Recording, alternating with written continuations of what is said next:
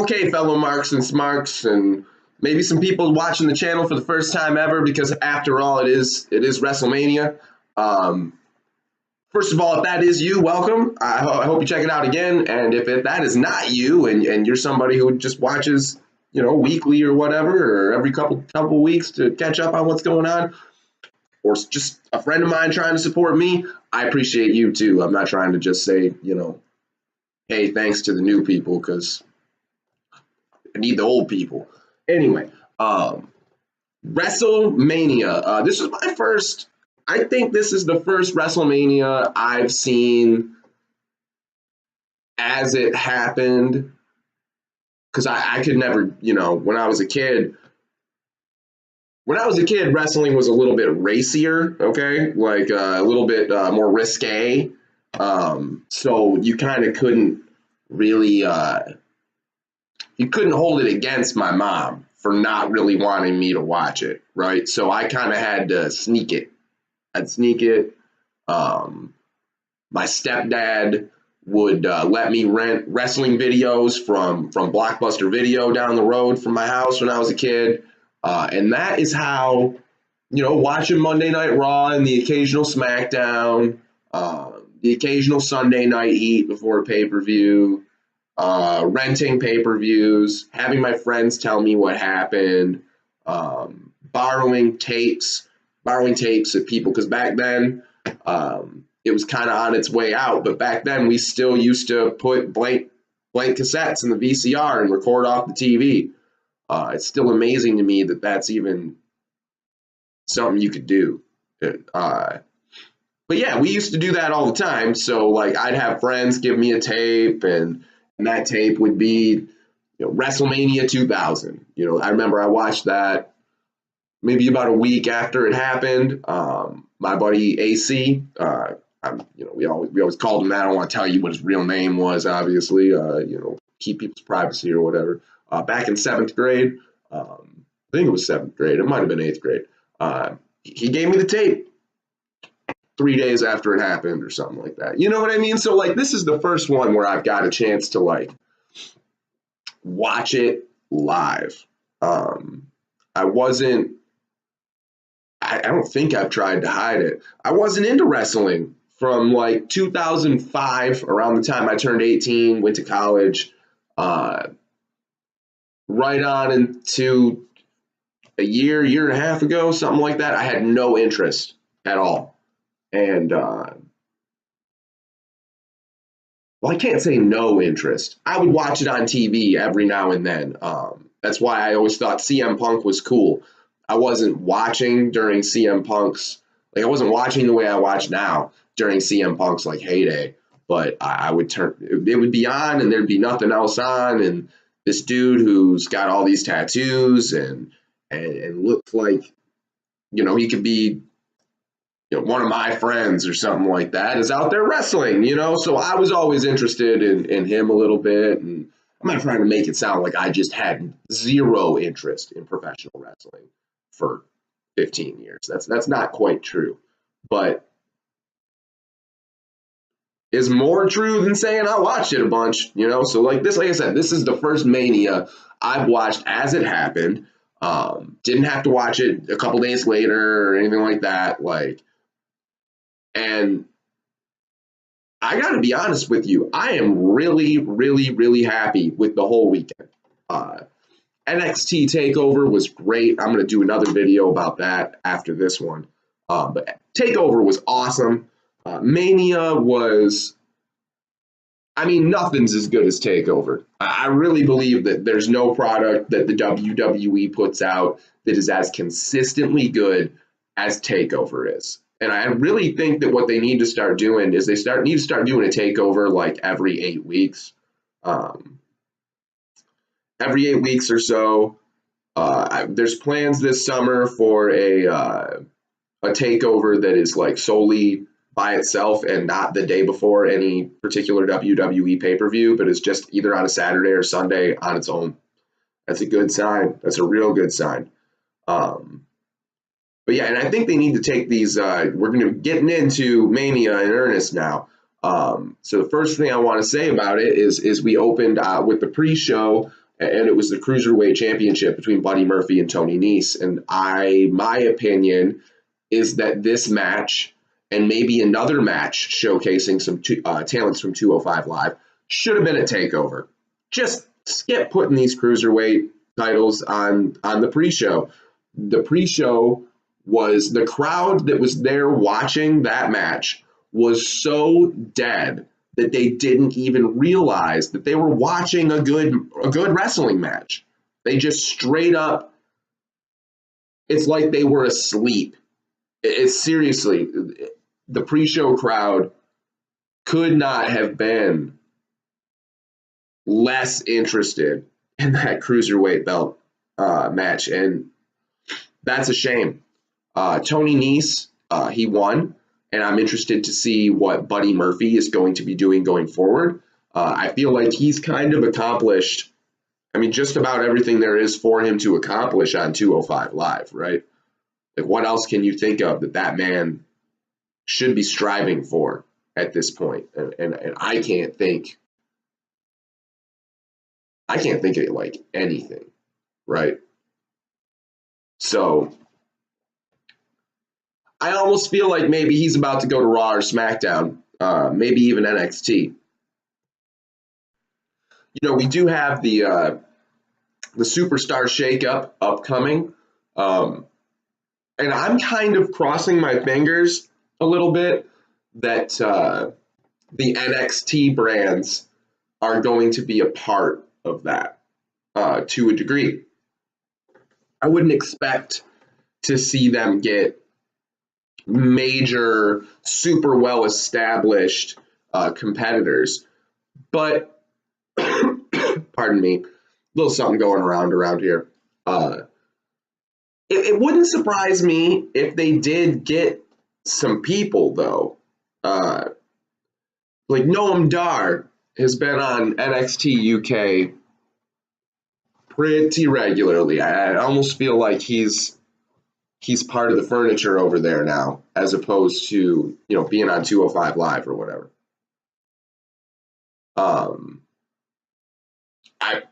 I feel like there's other people you could do that with. Maybe Buddy Murphy goes to NXT UK.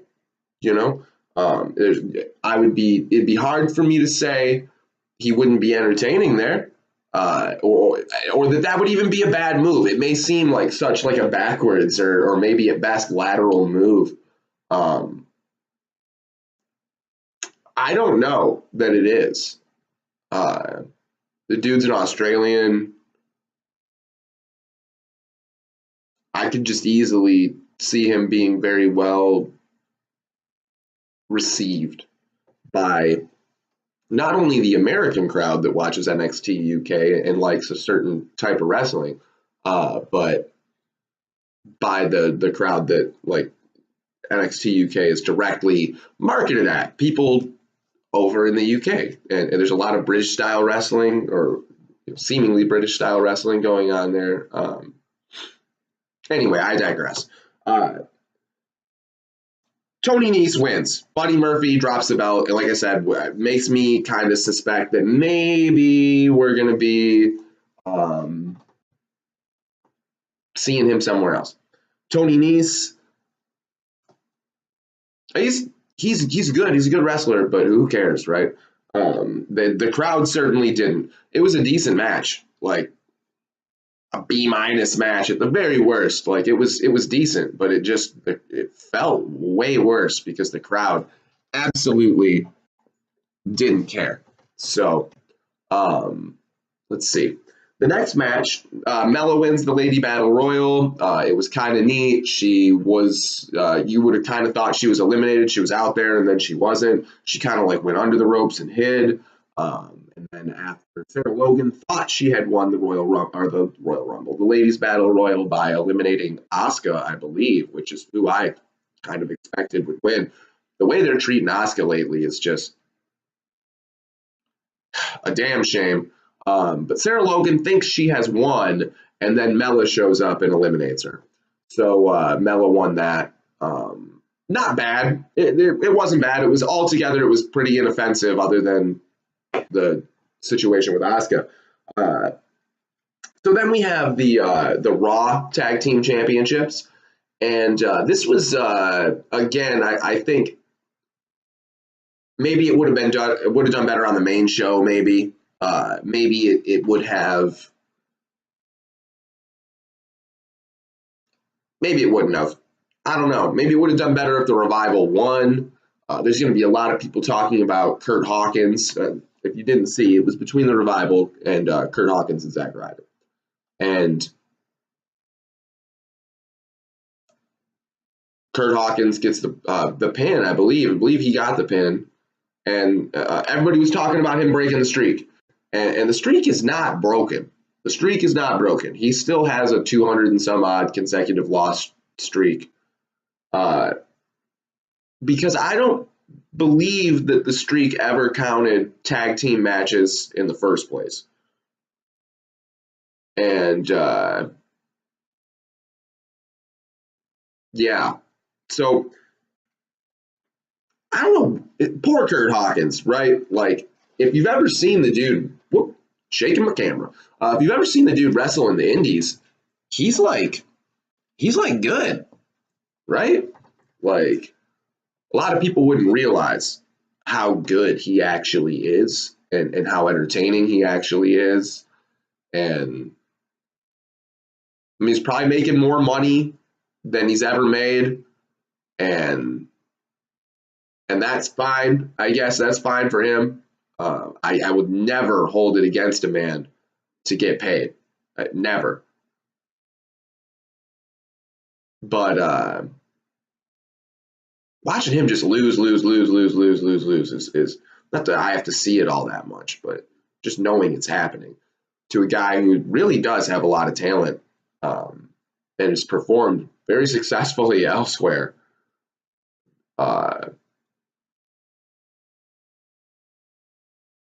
I don't know, man. That's tough. Anyway, but they are Raw Tag Team Champions right now for however long. We'll see. They'll probably take the belt off of them in 2 weeks or something. You never know.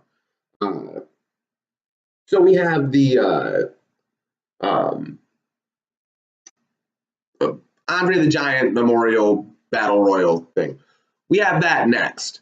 And that is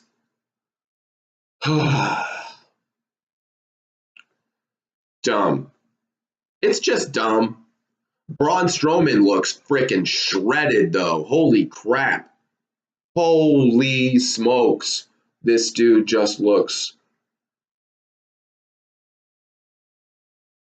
buff.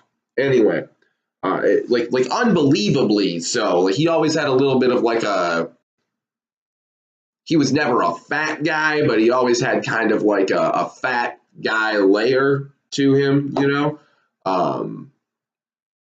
Like if you were making a Braun Strowman create a wrestler on like 2K, you'd get the fat guy body and the strong guy body, and you would set it so it was just the barely favoring the fat guy body. So he had a little bit of like a gut and like some moves. Not so much anymore. At all. That dude got shredded over the last. I mean, I guess he probably had that elbow surgery, right? And that's probably around when it happened. He probably couldn't lift weights no more and started like running a lot or something. But this dude looks nuts. Anyway, he wins. Who cares? Time for the real shit, right? So Seth beats Brock. Seth beats Brock bad. Like, Brock comes out and is just throwing Seth with the German suplexes, and we've all seen Brock do these German suplexes. He throws you from one end of the ring directly to the other. It's outrageous. Seth takes several of them. Brock attacked him before the match even began. When Seth was still making his entrance to the ring, Brock comes out there and F5s him right on the floor, you know. And as a wrestling fan, this whole time I'm thinking I have I had a buddy come over who hadn't watched wrestling in probably 10 years. And I got him all, hyped up about what's going on right now. And I was like, dude, if you want to come over to my house and watch WrestleMania, this is a really good buddy of mine from work. And he came over and really enjoyed himself, and I was telling him, I was like, oh, crap, dude, that Kofi Kingston thing I was telling you about, because he remembers Kofi from back when he was watching before. I was like, dude, I don't think he's going to win now, because it looks like, or I was like, I don't think Seth is going to win, is what I told him at first. It's like, I don't think Seth's going to win because, I don't think Kofi and Becky and Seth are all going to win on the same night. It's too much. He's like, oh, yeah, that doesn't sound right at all. And I was like, so it's kind of no surprise this is happening. And then out of nowhere, the ref gets taken out. I'm not sure if Seth took him out or if it was a complete accident, but Seth took advantage with a low blow, which caused me to cheer audibly at the television, because I enjoy when they write in-ring stories that have a wrestler have to resort to tactics that you don't expect of them in order to beat somebody. I feel like static characters, even if they're good characters, can get a little boring, and I like a little bit of dynamics over the course of a year of watching, Seth try to work his way into this position, seeing him do whatever it took, even if it wasn't what we expect of him lately. I like that. That's good character development to me. It might be slightly easy character development, but it's done well. It's effective. It works. So yeah, Seth, he low blows Brock, gives him 3 curb stomps in a row, which is an awesome move. I love it. I just hope they don't ban it again, Anyway, so the he gets a cover and he gets the Universal Championship, and it's this loud and proud moment, and Seth is. I'm not the world's biggest Seth Rollins fan, but I do like Seth Rollins, and he's kind of cool. Certainly cooler than Brock still having it, right? I think anyway, because you're not going to see Brock involved in any feuds on TV to enhance the product with it, and we will see Seth involved in some sort of feud that will hopefully enhance the product. So good on them, good on Seth. It was a good moment, and maybe we're in the midst of, with the low blow and the kind of the cheap win, we could be in the midst of seeing a Seth heel turn, and that might be. I looked at my buddy and I was like, Kofi's not going to win. I told him right then and there, I was like, Kofi ain't going to win. Seth just won. Kofi ain't going to win. And spoiler alert. Okay, that was your pause chance. You can fast forward 10 seconds. I was wrong. Okay, so the next match. The next match is AJ Styles and Randy Orton, I'm pretty sure, was the very next match. I think. And AJ beat Orton in my buddy Dan said he thought it was an underwhelming match, and that's not my buddy that I had over watching it with me. He was a big Randy Orton fan when he used to watch wrestling, so I think he was disappointed in the finish, but enjoyed the match. My buddy Dan is another really good friend of mine. He was in my wedding and stuff, and he texted me that he thought that the Orton and Styles match was a little bit underwhelming, and I couldn't disagree more. I thought it was great. I thought there was a lot of. I think it was a bummer that we had on Tuesday. We had this spot on SmackDown where we had AJ Styles go for a phenomenal forearm and Randy Orton counter it and catch him in an RKO.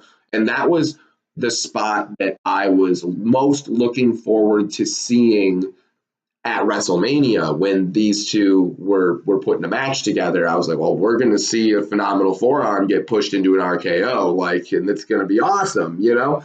And so when we saw it on SmackDown, it was still awesome, but it wasn't at WrestleMania, right? And so I had a feeling that Randy wasn't going to win because of that. And I also had a feeling that it could be a little bit of a lackluster match because arguably the highest spot that those two are immediately within your imagination capable of, not that they're not both capable of incredible things, but just in a standard match, the thing that pops into my mind and probably the mind of most like really big wrestling fans is a phenomenal forearm that gets countered into an RKO out of nowhere. Randy's all dazed and AJ's all but getting ready to, leap over, and then Randy just like, I was just teasing, bitch, and then, RKO's him. Like, that's what we were all, and I'm not even disappointed that AJ Styles won. I've made no secret on this channel that I'm not an AJ Styles fan as far as his like persona is concerned, but I really enjoy the fact that AJ Styles works for the WWE because every match that he's involved in has a chance to be incredible because he can push people. Not only when he gets in the ring with somebody really good is it going to be good, but he can even get in the ring with people who are maybe a little average or maybe a little bit green, and he can make them look like they just, like he can really make anybody look good. He can make anybody look good, is my point. So even though I'm not a fan of the AJ Styles persona, I'm a massive fan of AJ Styles, the wrestler. But I wanted to see him lose because I like Randy Orton, not only Randy Orton, the wrestler, but Randy Orton, the persona I happen to enjoy. And so I wanted Randy to win. I was a little bit maybe... It was such a good match that I didn't even care. That's unfair to say that I was disappointed that he didn't. Just in retrospect, that's not who I would have liked to have won. But I can't even say I was disappointed. I was just highly entertained by this match. Let's see here. We have Usos versus The Bar versus Nakamusev versus Blackachet. And this match was awesome. This was awesome. And we're starting out with 3 really good matches in a row. So far, nothing has been overly long either. The Seth Rollins Brock Lesnar segment couldn't have taken, with the exception of entrances, more than 5 minutes, maybe 7 minutes altogether or 8 minutes altogether. Somebody will probably look it up and be like, it was 12 minutes. And, if it was, that's great. It didn't feel that long. And that's really not all that long either for the Universal Championship match. It was weird to see at first.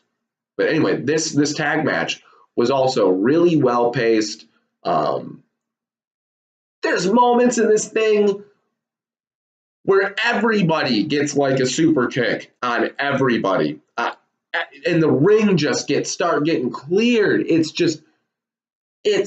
crazy. It's one of the craziest. It would be hard to recap and remember who all kicked who and who got in 2 rounds of kicks and who was vanquished after only 1. I remember Rusev maybe getting a Machta kick, and then Aleister Black following that, and he kicked somebody right out of the ring. Aleister Black follows that up with, right as Rusev was turning around, he takes the spinning back kick, the Black Mass, right to the face. Ricochet at one point in time runs in, and he's not really a super kicker, but he still gets a kick type move in during like the run of kicks, which is really neat that he didn't do a super kick like everybody else. He ran up, grabbed, I think it was Shinsuke Nakamura, but I'm not positive, by the back of his head and like crashed him down to the knee. And it looks like a code breaker, but I think he only uses one knee, or maybe it was a foot. But either way, his kind of version of a special kick. Everybody, Shinsuke, obviously, he didn't do super kick either. He did, a Kinshasa or some sort of like really strong knee strike. It might not have technically been, but it was knee to face. It was knee to face. So everybody, like Sheamus gets in the brogue kick, just everybody super kicking everybody. One of the Usos at one point in time went for a splash of some kind, and I think it was the Usos. It might have been Ricochet because he was the other high flyer, but I in my mind, I feel like it was one of the Usos. And just it gets countered by Cesaro with an awesome uppercut. Midair, sold incredibly. I don't even know how you sell it. Human beings, to my knowledge, I've never done it, I've never tried, do not have the ability to dive off the top rope, stop midair, and fall. So this was either so well timed that like whichever Uso it was purposely timed his like made his jump short, and Cesaro had to be there at the right moment at the right spot on the floor to cut him off with the uppercut and make it look like he stopped his progress and knocked him straight to the ground. But that's what happened. Uso comes off the turnbuckle, in comes Cesaro, Uso goes right down. Like it was awesome. My buddy that was over was like, whoa! Like this match was full of spots like that. Full of them. Just full of them. The Usos retain. I'm not even mad about it because it was such a good match. And the Usos are a great tag team that are a lot of fun to watch. But they don't have my heart the way that Aleister Black and Ricochet do, right? But I'm not even mad because this was such a good match. It was awesome. I don't know if, I think the next segment was a match, and it was Shane versus The Miz. And this match is, again, awesome. It was, excuse me, to think that The Miz has this kind of work in him. I had heard rumors that he had been focusing really diligently on his ring work and really wanted to turn face and not have to stick to such safe and self-preservationist and kind of cheap tactics in the ring that are you expect of a heel. He didn't want to do that anymore. So that's the rumor I heard, and that he really put a lot of work into his ring work and his offense and things like that and what he's capable of, and the bumps he's willing to take. And well, all of that showed in this match, every bit of it. And Shane had some great moments. And the way it ended, I'm still not sure about. I hope both men are okay.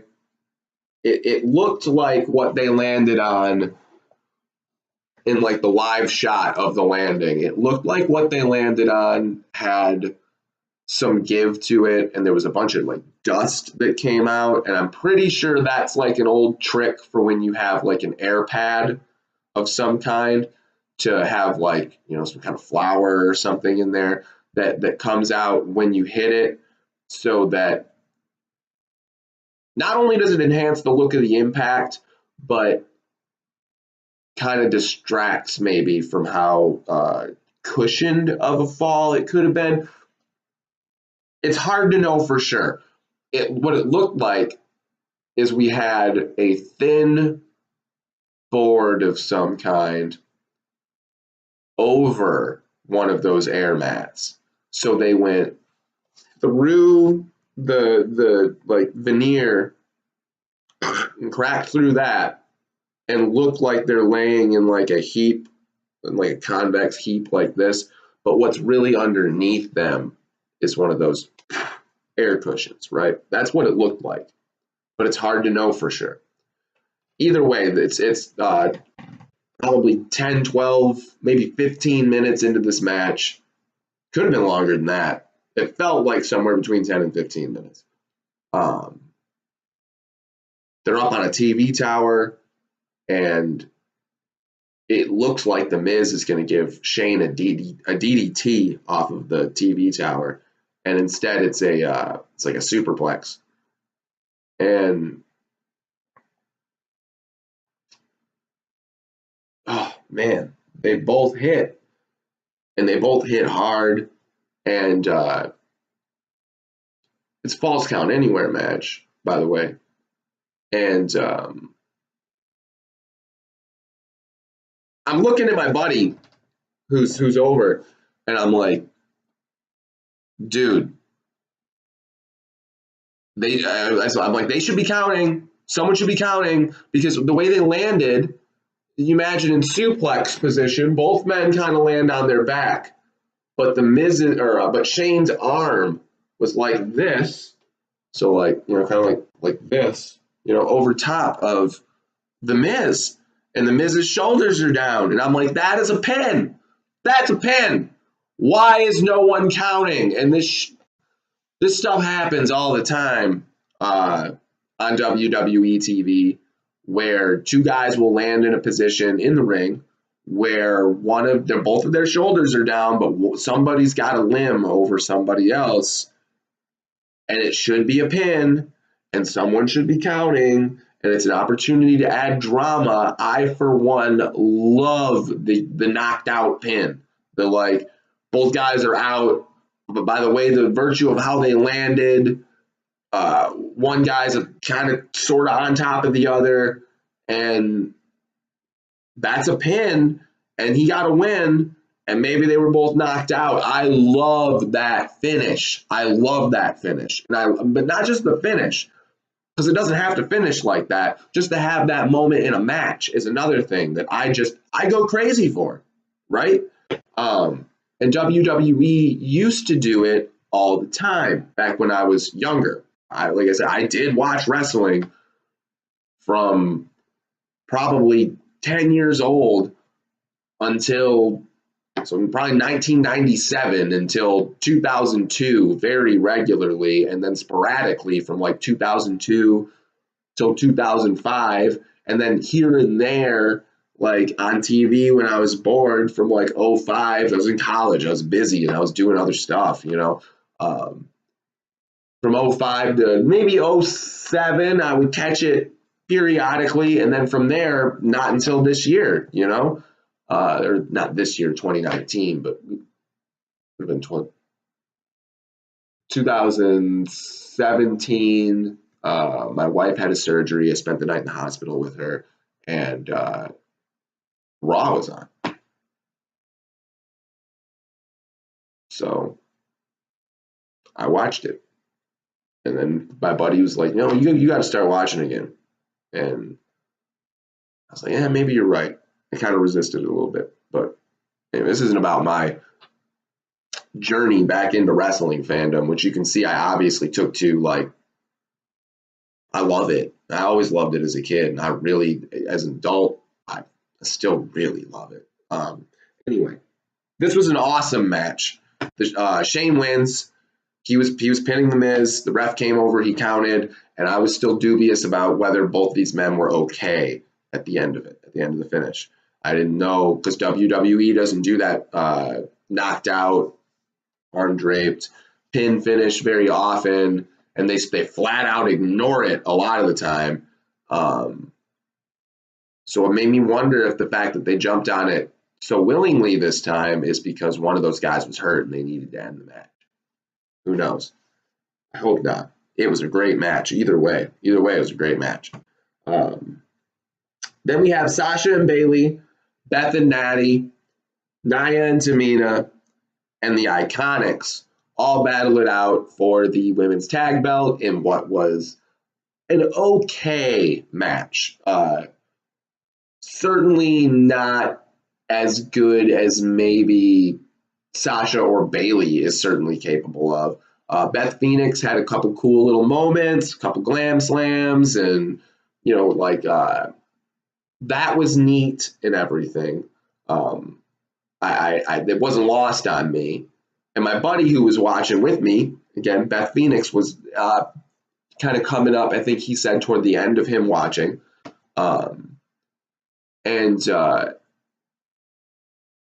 he was like, "Oh man, that's cool, man!" So like people who know her from before probably had some cool nostalgia points there. I even did a little bit myself. Altogether, though, I don't think that this was a great match. However, I do think that it had the right finish. My wife was upset when the Iconics won those belts. Not upset like, not like that. Just like, what? Like, she was nonplussed by the finish. Whereas I was very happy because I was hoping, and maybe we'll still get it, for a Bayley heel turn. I'm really hoping for a Bayley heel turn, and that probably can't happen while she is still partnered with Sasha Banks, because the heel turn is probably going to have to come on Sasha Banks.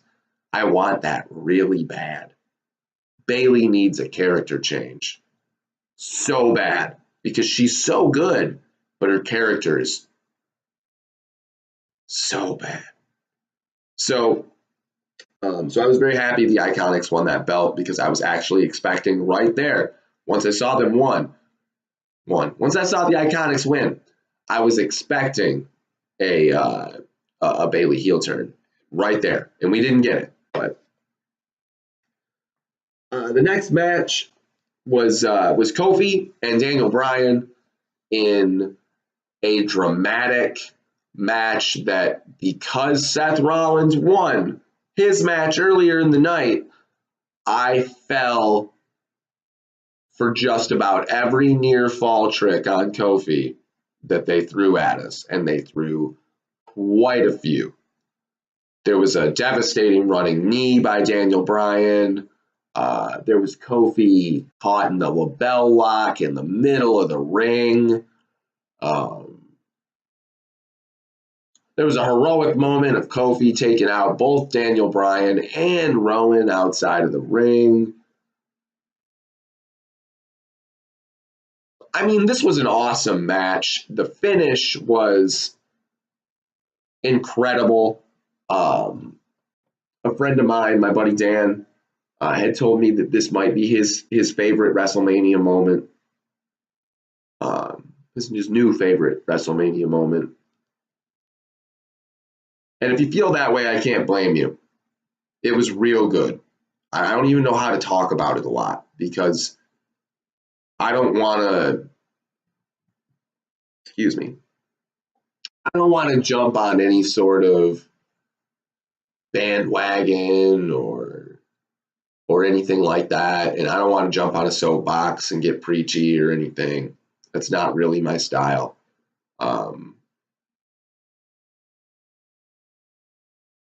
When it comes to, this platform, this channel, it's not really something I do. But Kofi winning felt really good. And I can't imagine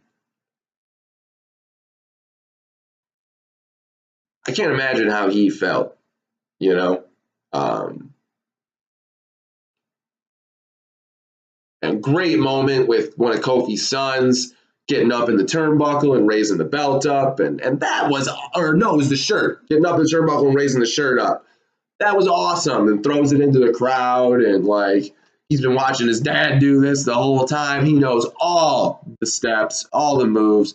That kid's going to be, if he wants to be, you hate to say, like, a little kid's going to be in the ring one day. Wrestling is hard on a human body. It's probably a lot like football in the sense that it's something that, despite the fact that it seems to be a real family business, maybe mothers and fathers wouldn't want their kid to do. Go be a lawyer or something, right? To everybody. But if you wanted to be, looks like he's got all the charisma he needs. I'm not sure what the order of the next group of segments was, but we do have a really cool segment that takes place somewhere in this next little run of matches that I think was probably better than any of the matches, probably better than 2 out of the last 4 matches. And that was Elias comes out and does a little segment where he's playing guitar, and there's a video recorded version of himself playing drums and a video recorded version of himself playing piano. And he keeps talking to them and telling them to take a bow, and it's funny. It's very funny. Elias is funny, and I enjoy, especially when he does something a little different. I enjoy it a lot. But the best part of this, John Cena comes out as the John Cena of toward the end of when I was watching wrestling, 2002 or whatever, 2004. Doctor of Thugonomics comes out there rapping, and he makes rapping, you know what I mean? And he makes a couple self-deprecating jokes about his own movies, and it's hilarious. He comes out and says Cena's just turned heel, which I find to be the most important part of this whole thing.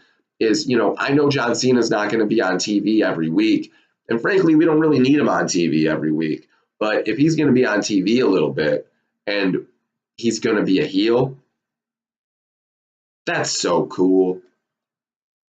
We need John Cena as a heel. That's, oh man, it's so cool. That's so cool. The Doctor of Thugonomics thing, who cares? I could care less about that, really. The fact that he said he wasn't going to do the AA. He's going back to the FU.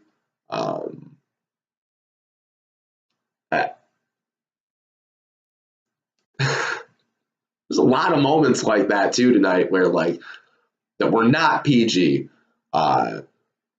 Colin Jost and Michael Che have a backstage segment after their after the Andre Memorial Battle Royal, and there's 2 doctors back there waiting to see him, and it's Kevin Nash and Scott Hall, and you can tell instantly it's Scott Hall. But figuring out the other dude was Kevin Nash, I had to took me just half a second, but it made sense once. That's Scott Hall. That's Kevin Nash. You know what I mean? Kevin Nash putting on a glove and asks if they're ready for their prostate exam. It's weird. That's weird. That is, and he looked really happy about it too. That's weird. But it was still cool to see Scott Hall and Kevin Nash at WrestleMania. I mean, that was cool. But yeah, Cena turning heel was really cool. Beating up on Elias and everything. That was cool. So then we have Samoa Joe versus Rey Mysterio, and I heard that on Monday against Baron Corbin, Rey Mysterio tweaked his ankle somehow, and so I was just thinking they were going to replace him. A lot of people were thinking maybe this was going to be Cena's match after all. But they didn't do that. They decided not to replace him. He came out, had a pretty quick little run where he got in a 619, and then got caught in the coquina clutch and went to sleep. It's a 2-minute match maximum. And I suppose that's probably the better booking at WrestleMania when people wanted to see Rey Mysterio, is to just have him come out there, do his signature move that everybody loves, and then go to sleep and not hurt himself any further, hopefully, and just continue to make Samoa Joe look like a monster. And I don't think that that's bad booking. It was a little underwhelming, if you want to see Rey Mysterio, but altogether, I don't think it was bad booking. Roman beats Drew. That's all I'm really going to say about it. They were really forcing the angle of Roman and this being for everybody who's ever been sick. And if you know me personally, you know that there's some cancer in my family, and the Roman Reigns story is very, it really touched me.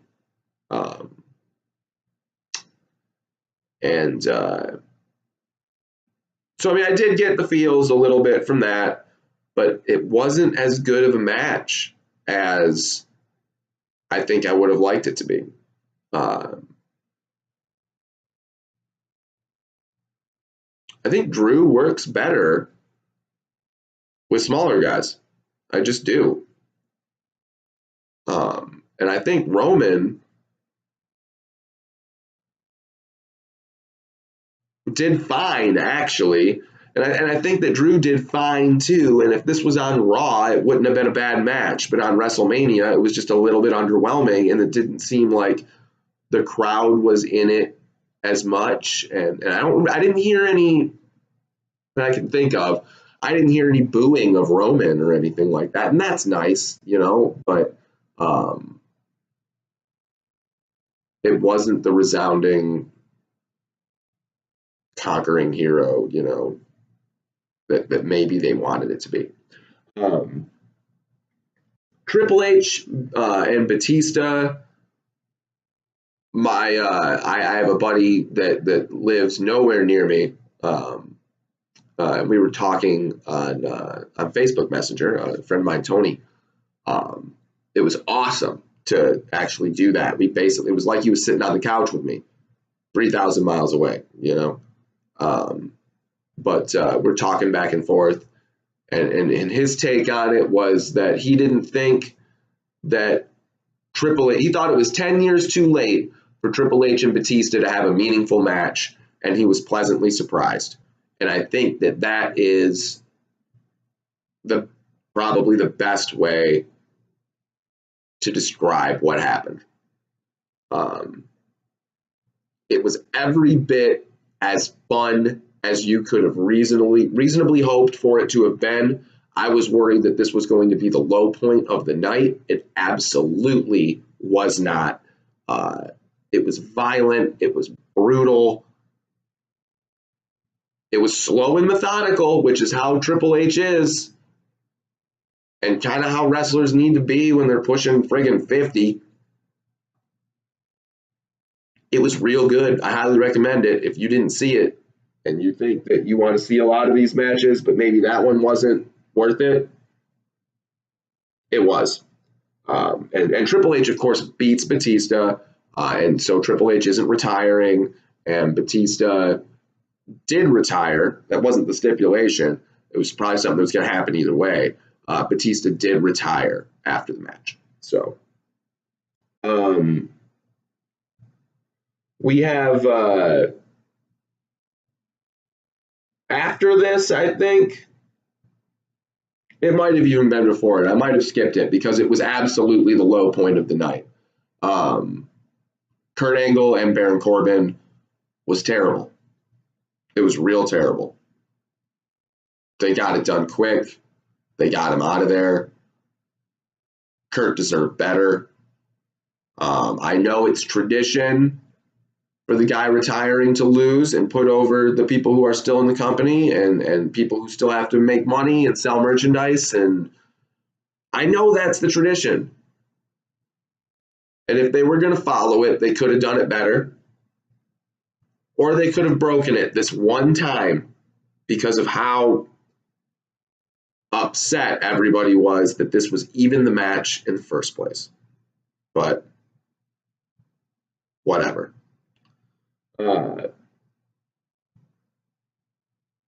That's all I'm going to say about it. The highlight of this match was the fan who brought the sign in the front row that read, "You never sucked." That was the highlight of this match. And Kurt Angle is one classy freaking dude to give so much of his energy to this sport, and the sport gave a lot to him. It's not like there's a big career for Greco-Roman wrestlers in 1990, whatever it was, 8 or whatever it was that Kurt Angle showed up in, or 2000, whatever it was. Kurt Angle. I mean, he could have gone to MMA maybe if he wanted to really fight. That wasn't what it is now. It was not nearly as big then as it is now. And wrestling is incredibly dominant. And if Kurt Angle had decided that he wanted to go that route, would have been dominant. I don't know for how long, but for a stretch. Maybe the broken neck precluded him from doing something where somebody was actually trying to hurt him.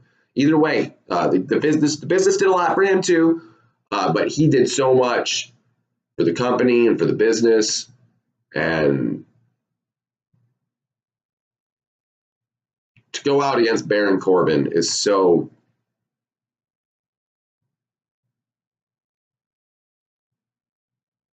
Anyway, he showed a lot of class, so it's really good for him. Finn Balor comes out as the Demon and beats Bobby Lashley, who kind of had his own he was wearing some kind of colored contacts. And I'm down with that. Bobby Lashley should wear colored contacts all the time because he's boring as shit. And the colored contacts added something to his character. I was intrigued.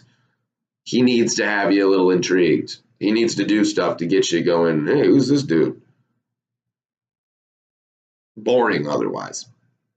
The match was pretty quick, paced correctly. The crowd was on board. Finn Balor wins. He's an IC champion again. Never should have lost it in the first place. Should have been fighting somebody else, not even for that title at WrestleMania or something. Or fighting somebody else for the title at WrestleMania. But hopefully this Bobby Lashley-Finn Balor feud is over and they book him with somebody a bit more compelling. Obviously, it looks like Drew McIntyre is going to be, possibly in the Universal Championship picture, but there's other people that they can throw into this mix. And then the main event was awesome in a lot of ways. The end was a little sloppy, and I thought it was done on purpose to make Ronda not look so weak. But apparently, the news reports are today that is not how that match was meant to end. And that Ronda was supposed to do some sort of like a moonsault or something, some sort of flippy move that people had seen her practicing all week that was supposed to be a part of the match. They never got there. The ref messed up. Not Becky, not Ronda, not Charlotte. This is not the fault of a wrestler, according to the reports. This is the fault of the referee, who was supposed to count a 1 count, and then the shoulders got up, and then they were back down again. So it should have, instead of being 1, 2, 3, match over, Becky wins. What was supposed to happen there apparently was it was supposed to be 1, kick out, 1, 2, kick out. That's apparently how that sequence was supposed to go. The match was supposed to go a bit longer. Charlotte was supposed to attempt some sort of flippy move off the rope. Becky was going to get her, Charlotte, in the disarm her, and Charlotte was going to tap before Ronda could break up or had any sort of opportunity to break up that submission. And thus, Becky was going to take both belts without Ronda taking any sort of true loss. That's what was supposed to happen here. and that's not what happened. That said, I still hooting and hollering when it was over, and when Becky won. I've got my The Man T-shirt on today. Obviously, I'm a fan. I'm still happy, and I still think that it was a really good match.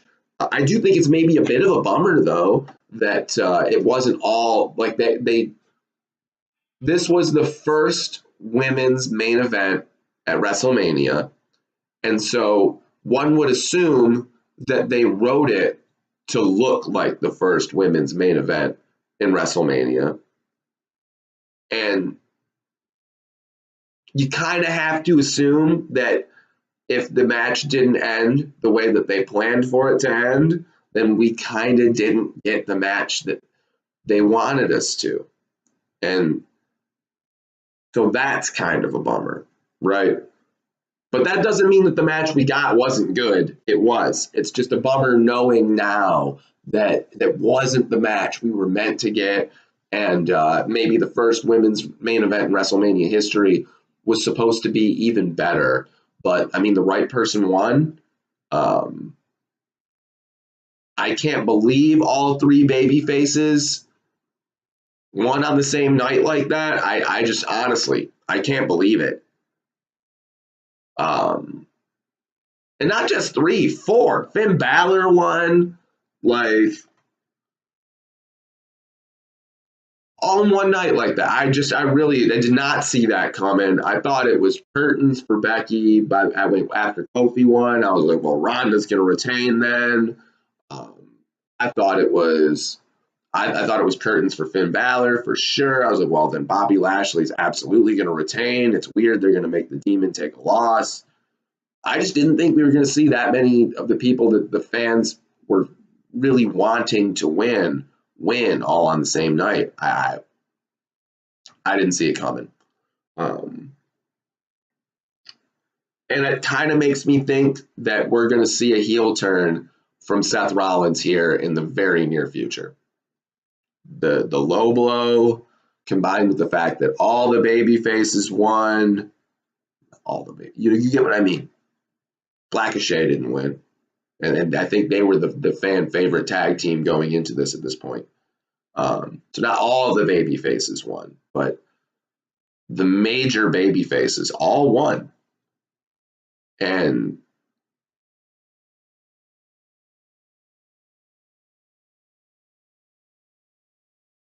who knows, man? Like, it makes me think, like, the low blow, the kind of cheap nature of Seth's win, combined with how many feel-good stories there were at WrestleMania this year, it just makes me think that we're about to see a Seth Rollins heel turn again, if I'm to understand his history correctly. Who knows? But yeah, that's my WrestleMania thoughts, man. A little bit of a breakdown, a little bit of a review. I pepper in a little bit of what I think might happen going forward. I really think Brock Lesnar is going to SmackDown in the Superstar Shakeup. I have a feeling there's a lot of rumors out there that the New Day are going to go to Raw in the Superstar Shakeup. Not Kofi Kingston, the other two members of the New Day, Xavier and Big E. That could happen. That could happen. It would not surprise me. Wouldn't surprise me if they kept them together too, though, and had the New Day as like a champion in a stable, and it's not a heel stable. It's a face stable. They don't seem to do that a lot, and so maybe they will this time. But anyway, that was a good Mania. Like, it was. I'm getting exhausted. I'm an hour into this video. But that was a really good Mania. And I'm excited for Raw tonight. I'm excited for WWE going forward here. I'm excited to see Aleister Black and Ricochet win the Raw Tag Team titles here really soon, because Kurt Hawkins and Zack Ryder are not keeping him for long. And I think that will be the title that they ultimately wind up with, and I do think they will get it soon. I also think that there's a really good chance that the Hardy Boys are supposed to be working the Saudi Arabia pay-per-view coming up because a lot of other people won't. And I would not surprise me at all if they're supposed to take the SmackDown Tag Team Championships away from the Usos. I thought it was going to happen at WrestleMania.